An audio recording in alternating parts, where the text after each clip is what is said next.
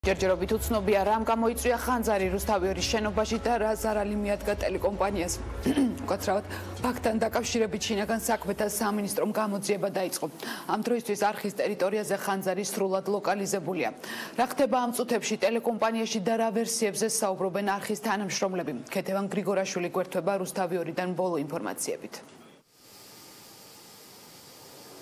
ეთნა სანამ ხანძრის დეტალებზე ვისაუბრებდე, მანამდე გეტყვით, რომ რუსთავიორის შენობასთან დაახლოებით საათ ნახევრის წინ გამოჩნდნენ საპატრულო და სახაზრო ეკიპაჟები, ასევე სასწრაფო სამედიცინო დახმარების ბრიგადები. იყო ეჭვი, რომ ხანძრის ახალი კერა გაჩნდა, თუმცა მეხანძრების განცხადებით ეს ცრუ განგაში იყო და როგორც მოგვიანებით გახდა ცნობილი, ცრუ ინფორმაციისა და ზარის ავტორი 112-ში 13 წლის ბავშვი იყო.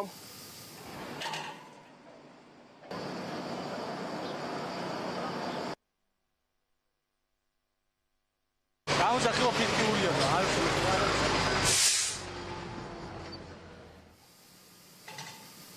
რუსთავიორის შენობაში ხანძარი გუშინ ღამით დაახლოებით 12 საათზე გაჩნდა.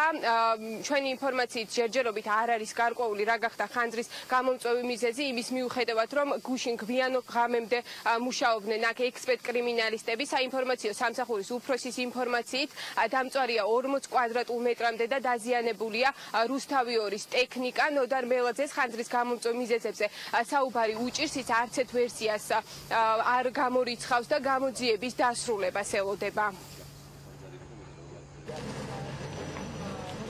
დაზიანებული არის აპარატურის ერთი ნაწილი, იმიტომ რომ ეს ხანძარი სადაც გაჩნდა, ეს არის ცენტრალური სტუდიის, ანუ სამივე სტუდიის ცენტრალური ნაწილი.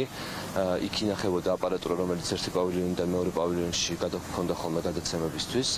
მათი ნაწილი არის დაზიანებული არის დეკორაციების ერთი ნაწილი.